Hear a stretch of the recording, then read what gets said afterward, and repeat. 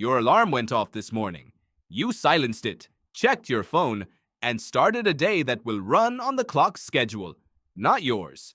Work, then errands, then emails that follow you home. Somewhere in the back of your mind lives a comforting story that it was worse before, that a medieval peasant, filthy and exhausted, worked from the first light to the last every day until it killed him, and that you, with your weekends and your washing machine, are the lucky one. But here's the strange part.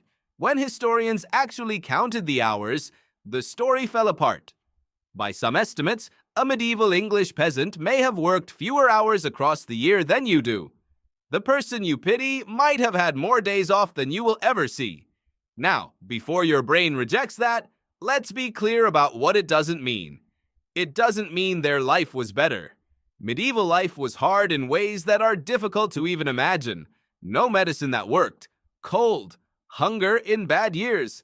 Half of all children never reaching adulthood. Nobody sane would trade places. But work, specifically the number of hours spent laboring, is a different question. And on that question, the numbers tell a story almost nobody expects. Start with the shape of a peasant's year. Farm work isn't like office work. It doesn't flow evenly week after week. It comes in violent bursts. During plowing, planting, and above all the harvest, a peasant worked brutally hard, dawn past dusk, everyone in the family in the fields, because the harvest was a race against the weather, and losing it meant hunger. But between those bursts, the land itself forced rest. In the dead of winter, there is only so much you can do on a frozen field. Days are short. There's threshing, repairs, tending animals, but nothing like the crushing summer push. The work came in waves, and between the waves, there was slack. Then add the calendar, because this is where it gets remarkable. Medieval Europe ran on the church's calendar, and the church's calendar was stuffed with holy days. Not just Sundays, when labor was restricted, but saints' days, feast days, festival weeks around Christmas and Easter, celebrations at midsummer. The economic historian James Thorold Rogers, working in the 19th century through centuries of English wage records, concluded that the medieval laborer's year was interrupted so often by holidays that the actual number of working days was far below what we'd assume. Later scholars, adding up Sundays, saints' days, and festival seasons, have estimated that in some parts of medieval Europe, holidays could claim a third of the year or more. 1 in every 3 days, protected from work not by a labor union, but by God. The economist Juliet Schor put this comparison in front of modern readers in her book, The Overworked American. Drawing on the historical estimates, she noted that an adult male English peasant in the 13th century might have worked somewhere around 1,600 hours a year, and casual laborers who worked by the day often did far less because they simply stopped working once they'd earned enough to live on. Now hold that against your own life. A modern full-time worker doing 40 hours a week, with a couple of weeks of vacation, logs roughly 2,000 hours a year. Add commuting. Add the emails at night. Add the second job many people need. By these estimates, the medieval peasant, the very symbol of endless toil, may have clocked fewer hours than you. And there's something else buried in those old records that's even stranger to modern eyes. When day laborers were paid enough to cover their needs quickly, they often chose time over money.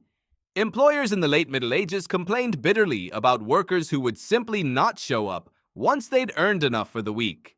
The idea of working ever more to accumulate ever more, the treadmill you were raised inside, hadn't fully taken hold. For them, the point of work was to live. Enough was a real number, and once you reached it, you stopped. So what happened? If people once worked in seasonal waves with a third of the year off, how did you end up with an alarm clock, a 40-plus hour week, and a phone that never stops buzzing? The answer is one of the biggest transformations in human history, and it has a name. The historian E.P. Thompson described it in a famous essay called Time, Work Discipline, and Industrial Capitalism. His argument will change how you look at the clock on your wall. Thompson pointed out that pre-industrial work was task-oriented. You worked until the task was done. Milk the cows, mend the fence, bring in the hay. The task set the rhythm, and the rhythm followed nature, the sun, the seasons, the needs of animals.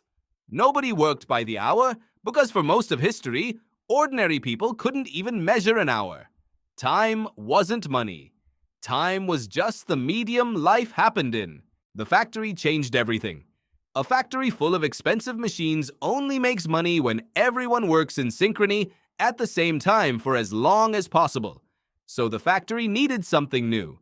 It needed workers who moved by the clock instead of the task. Thomson traced how this new time discipline was manufactured, and the tools were everywhere.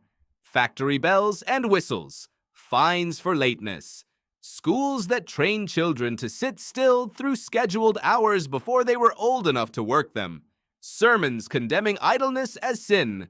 Over a few generations, an entire civilization was retrained.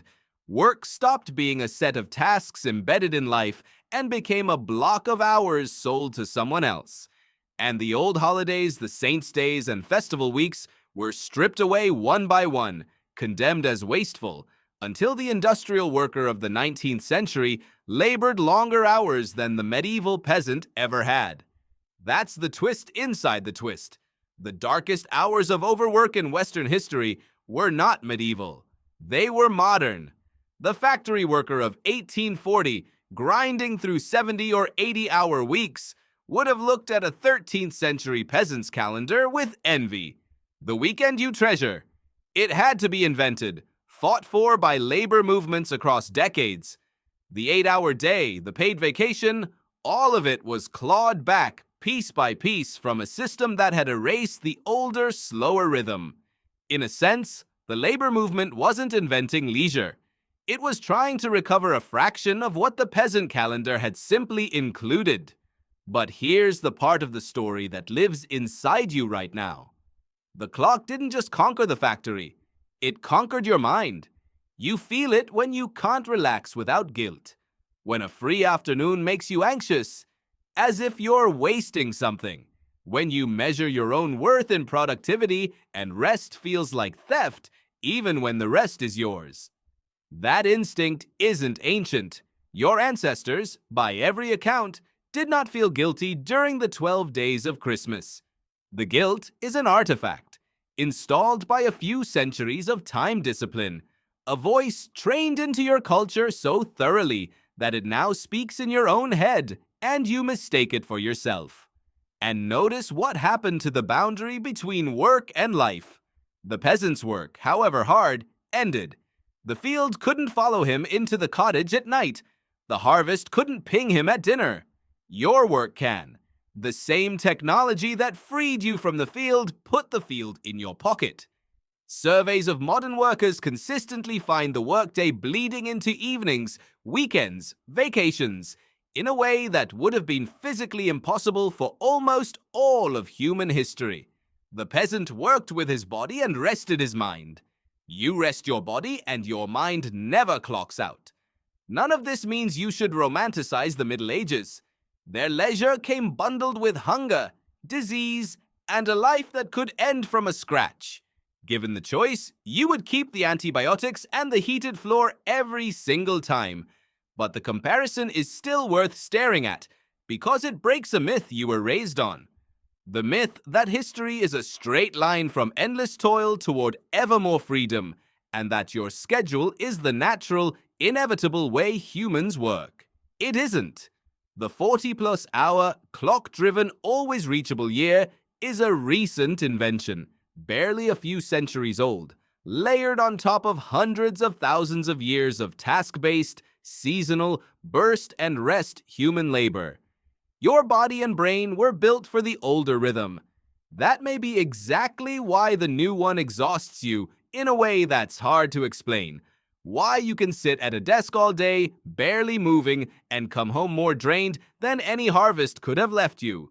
So tomorrow morning, when the alarm goes off and the clock takes command of your day, remember what that clock actually is. Not a law of nature, an invention, and a recent one that had to be drilled into your ancestors with bells and fines and sermons before it could live quietly inside your head. The medieval peasant had no alarm, no boss's clock, no inbox, and a calendar where one day in 3 belonged to rest, feast, and festival. Your alarm went off this morning. Somewhere, 800 years back along your own family line, a peasant woke with the sun, worked until the task was done, and stopped. You carry their body, their brain, and their need for that rhythm. The only thing you lost was their calendar.